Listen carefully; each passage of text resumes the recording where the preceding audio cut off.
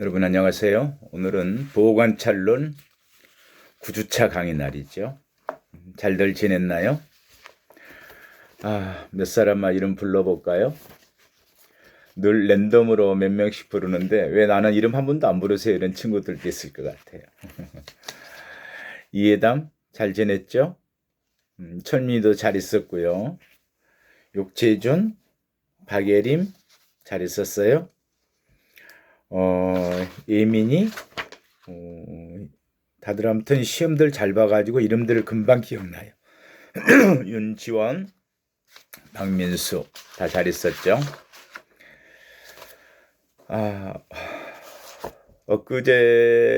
우선은 여러분들 중간고사에 대한 이야기도 좀 해야 되겠고, 또 이번 주에 있었던 최근에 있었던 형사정책 관련된 이야기들을 좀 하면서 이번 주 강의를 하려고 해요. 그 전에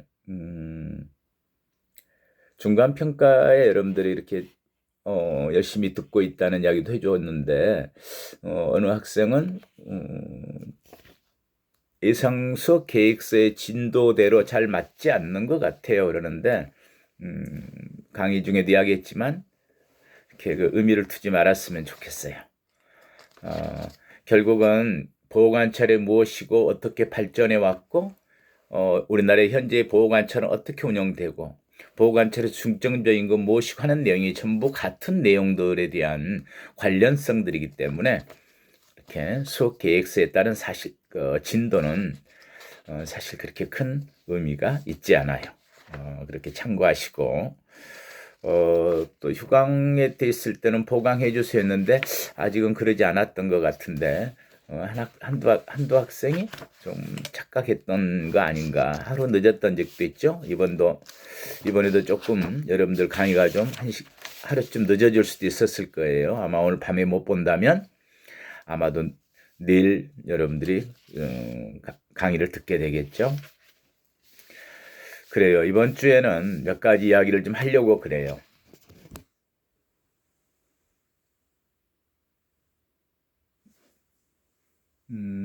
잘 보이지가 않을까요?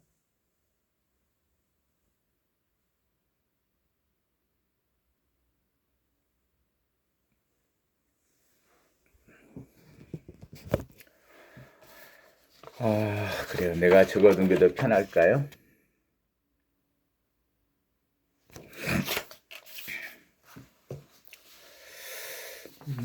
금주에 있었던 이야기를 내가 최근에 형사정책, 사회정책에 관련된 체크포인트 이렇게 했는데 관련된 이야기를 몇 가지 하고 강의를 진행할게요.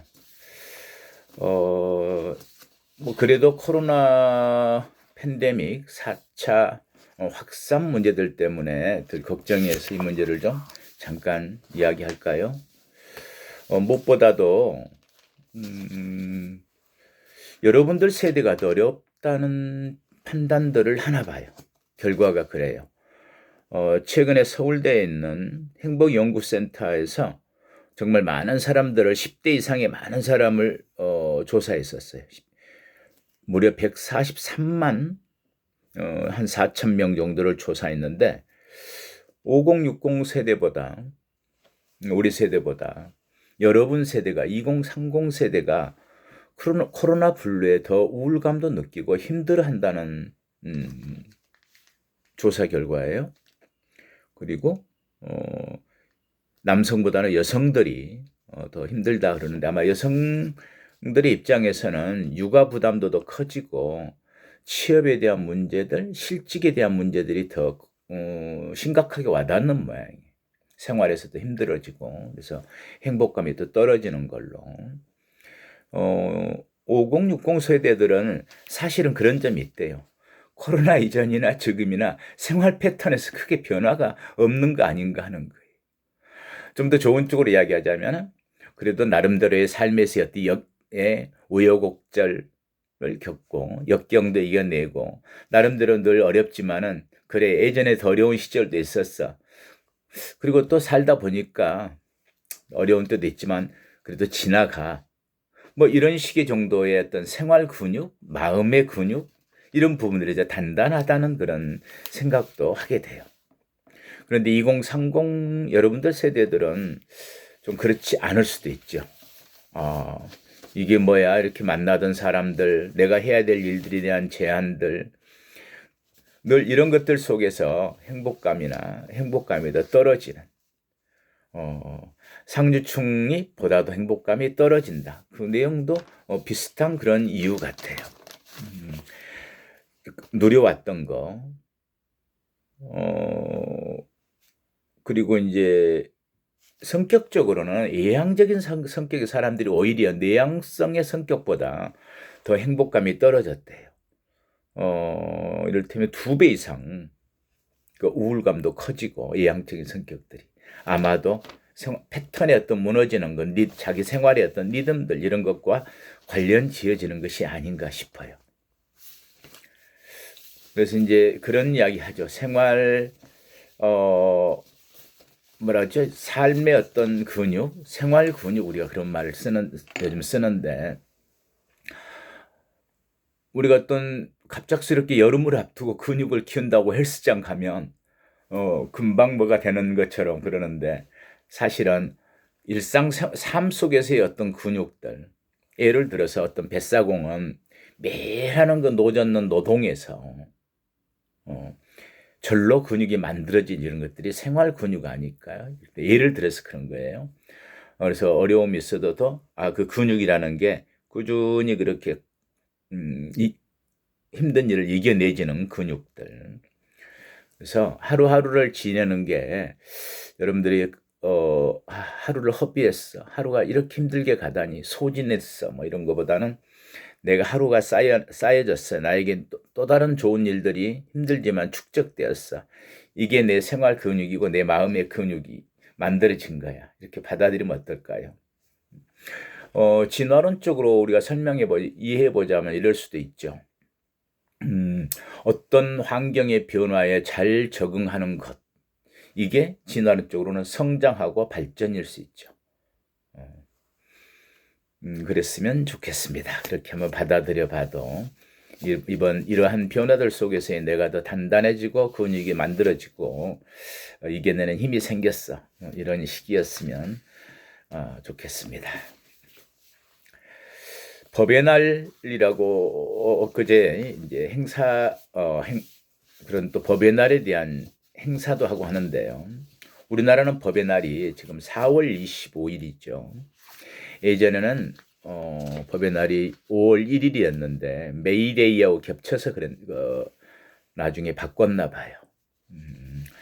5월 1일이 노동의 날인데 법의 날하고 겹쳐서 4월 25일로 바꿔줬는데 우리가 형사정책적으로 어떤 의미가 있을까요?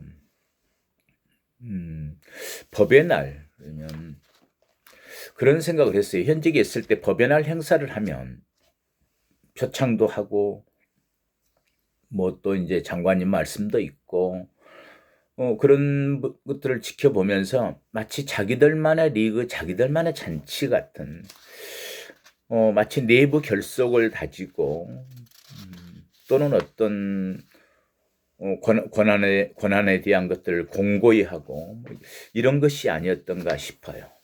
그런데 법의 날에 대한 생각을 우리가 한번 역사적으로 그리고 정말로 그 의미를 가지고 한번 생각해 볼까요? 4월 25일은 국가기념일로 제정된 법의 날이죠. 그런데 법이라는 게 일반인들한테 어떻게 받아들여질까요? 엄격성과 잘 이해가 안 돼요. 복잡해요. 복잡성, 권력과의 연관된 것 등으로 보여지는 것 때문에 국민과의 괴리가 크게 느껴지는 것 같아요. 근데 사실 이제 법의 날 제정은 최초에 만들어진 법의 날은 1957년에 미국에서 논의되다가 1958년 아이젠하워 대통령이 사회주의 국가의 노동절에 대항하는 의미로 5월 1일 법의 날로 제정했다는 거예요. 그게 최초이기도 하고 국제적으로 이제 법의 날이 만들어진 건 1963년 7월 아테네에서 열린 법의 지배를 통한 세계 평화 대회에서 세계 각국에 법의 날 제정을 권고하기로 한 거죠. 그래서 여기서는 어떤 의미였냐면 법치주의는 국가 권력으로부터 국민 기본권을 보장하기 위한 근대성의 정신을 내포하고 있다. 이걸 바탕에 그게 기본인 거죠. 그러니까 한국도 1964년 제1회 법의 날에는 기본 인권을 옹호하고 공공복지를 증정시키는 소위 법의 지배가 확립된 사회 건설을 위해 일반 국민에게 법의 존엄성을 알리기 위한다는 재정 취지를 처음에는 발표했었죠. 근데 갈수록 어떻게 받아들였나요? 우리들은 받아들여질까요? 사람들은 법의 날 그럼 마치 국민의 준법 정신을 안양시키기 위해서 제정되었다고 생각하는 사람이 오히려 많을 것 같아요. 그런데 사실은 법치주의는 시민에 대한 준법 요구가 아니라 국가에 대한 준법 요구인 거죠. 시민의 권리, 자유를 보장하기 위해서 법이 소위 왕권, 신분제에서 시민사회로 넘어오면서 법치주의란 것과 근대사회가 같이 오잖아요. 법치주의 하에서 시민권과 그 인권과 자유 이런 부분이 보장되기 때문에 법의 날은 누구를 위한 것이 할까요? 그래서 근대적 의미의 사실 법치주의는 시민의 자유를 보장하기 위해 국가의 권력 행사에 대한 시민권 여과받아서는 안 되는 국가의 권력 행사에 대한 시민권을 확인하는 것임을 우리가 이해할 필요가 있지 않을까 싶어요. 관련지어서 교정의 날도 그래요. 교정의 날은 10월 28일이 교정의 날인데요. 교정의 날은 정의를 해보자면 이래요. 교정 관련 종사자들의 사기를 높이고 재수자의 갱생 의지를 촉진하기 위해 제정한 국가 기념일이다. 이때 만들어진 취지가 있어요.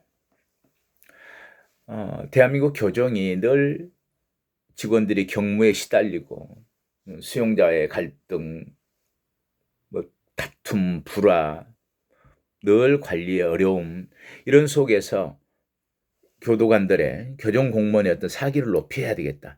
이런 쪽의 취지를 가지고 교정의 날로 제정을 했는데 이건 제정한 건 2002년에 처음 제정했어요.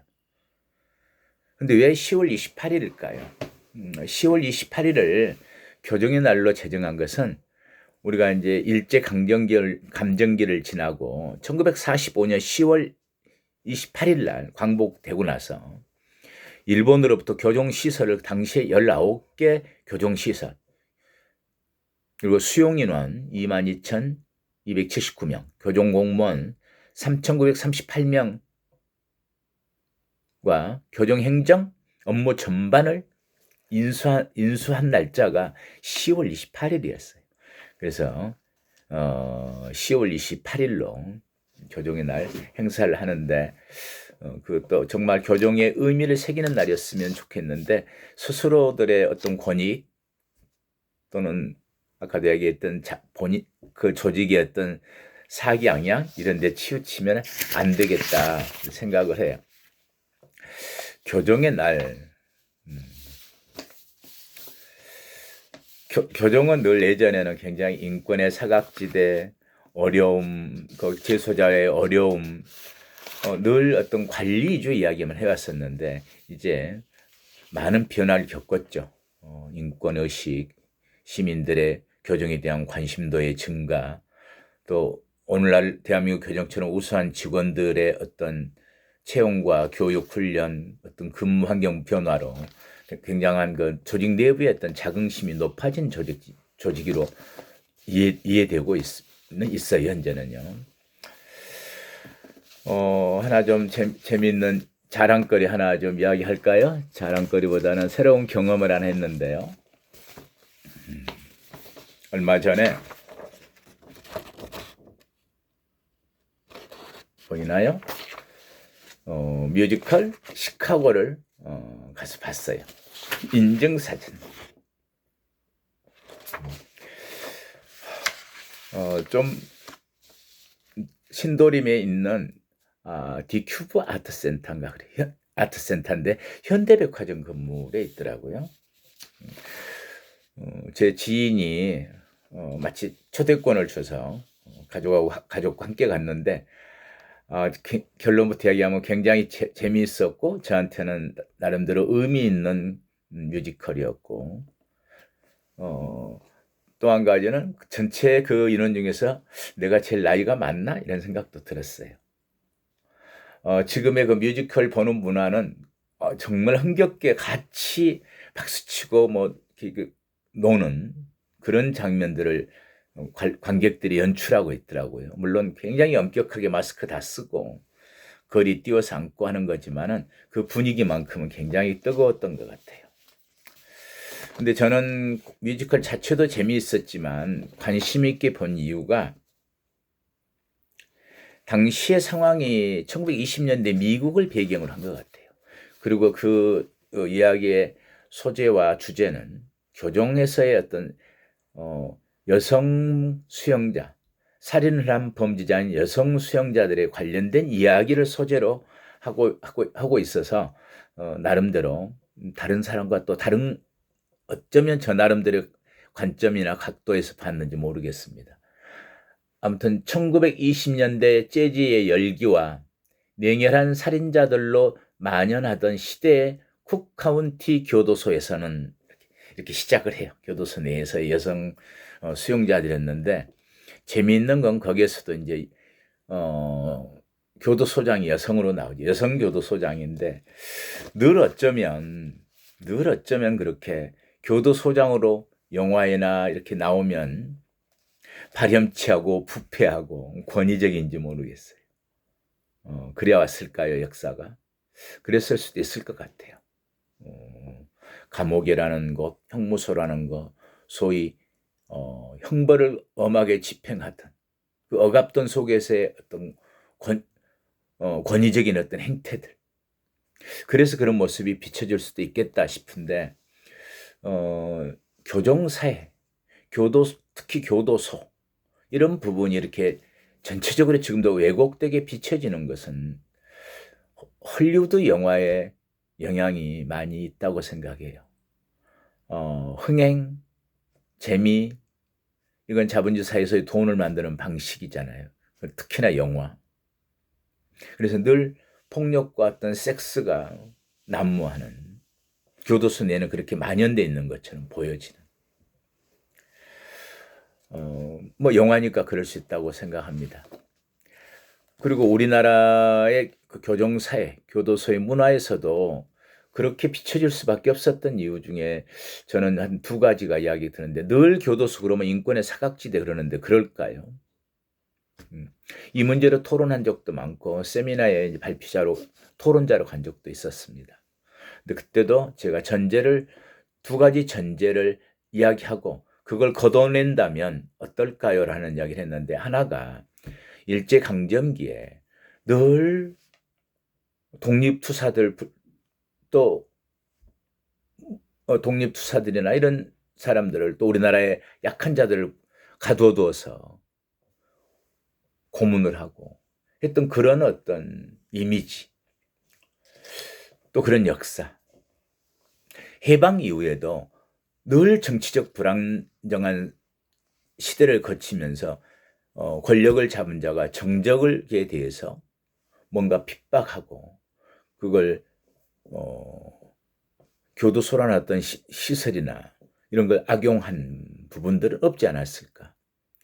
그리고 당연히 저희도 젊은 시절에 볼 때 국가의 어떤 권위적인 그런 어떤 국가를 정부 형태를 지켜봤잖아요. 권위적이고 통제적이고 뭐 이랬을 때 늘 대학생들 집회 시위로 들어가서 마치 인권이 침해되는 그런 상황에 놓여지고 이런 것들이 교정에 대해서의 이미지를 많이 형성하지 않았을까. 지금도 물론 어떤 사람들은 억울하다고 하고 정치적인 어떤 문제로 들어와 있는 사람도 있어요. 그런데 대다수의 모든 수용자들은 사실은 어떤 범죄로 인해서도 들어왔고 또 이제 다른 시각에서 보면 그 범죄로 해서 왔지만 범죄를 할 수밖에 없는 상황도 있었을까요? 정말 교정의 대상들이죠. 그래서 그런 예를 하나 생각해 보면 재밌는 것 같아요. 프랑스 혁명의 마지막에 성공한 게 마치 어떤 책자에서는 마지막에 파리에 있는 바스티유 감옥이 붕괴되면서 모든 양심수들이 뛰쳐나오고 이래서 프랑스 혁명이 마지막에 성공적으로 끝나는 것처럼 이야기하는 부분도 있어요. 그런데 사실은 그 당시에 통계를 보면 바스티유 감옥에 거의 대다수의 수용자들은 절도, 강도, 다른 폭력, 일반 잡범들이 거의 모든 숫자였다는 거죠. 상징적인 의미는 있어요. 그 시대의 어떤 권위를 깨는 담이 무너진 하나의 체제가 무너진 것과 연관 지어지기 때문에 그럴 수는 있겠죠. 그래요. 하나 더 보호관찰에 관해서 하나 재미있는 자료 하나는 최근에 시설사에 탈출하기 뭐 이런 칼럼을 본 적이 있어요. 잠깐 보호관찰에 관해서 관련지어서 제가 자료를 이거 만들어 봤는데요. 이것만 읽고 끝내볼까요, 이 시간은? 몇 해 전 A씨는 생활하던 장애인 시설의 비리를 고발하고 시설을 탈출했다. 그의 아버지는 A씨의 상황을 달가워하지 않았다. 그는 A씨가 탈시설 활동가들의 꼬드김에 빠졌다고 생각했다. 죽을 때까지 시설에서 살아달라는 아버지의 애원과 협박에도 불구하고 A씨는 자유를 향한 탈출에 성공했다. 몇 년 전까지는 이런 사례는 탈시설 영웅담이었지만 이제 활동가들의 꾸준한 노력으로 장애인 탈시설 정책이 대세가 되었다.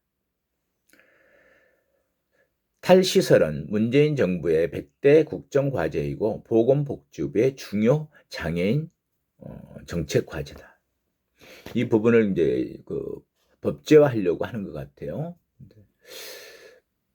하나 이제 재밌는 게 여기 이걸 칼럼을 쓴 사람은 빈곤사회연대 활동가라고 소개하고 있는데요, 자기를. 2해 전 토론회에서 만난 한 공무원은 폭염 시기 홈리스 정책에 대해서 이야기하다가 시설 강제 입소를 언급하며 이렇게 이야기를 합니다. 예전에는 그런 방법으로 업무에 용이함이 있었지만 그냥 잡아넣었다는 거죠. 지금은 인권이나 이런 문제 때문에 그렇게 하지 못해 고충이 있다고 말했다.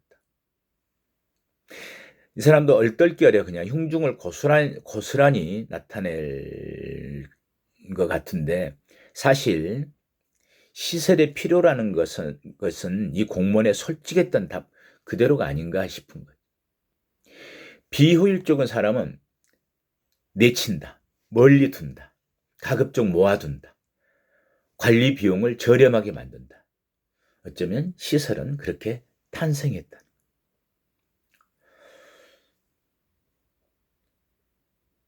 우리가 탈시설을 이야기하는 건 교정시설과 관련 지어보면 여러분은 어떤 생각이 지금 드나요? 시설은 내친다, 멀리 둔다, 가급적 다 위험한 사람들을 모아둔다, 관리 비용을 저렴하게 만든다. 자, 보호관찰의 의미를 생각하게 하는 그런 칼럼이었습니다. 1시간 쉬었다가 다음 시간에는 우리나라 보호관찰이 어떻게 태동했는지에 대한 이야기를 하도록 하죠. 쉬었다 하겠습니다.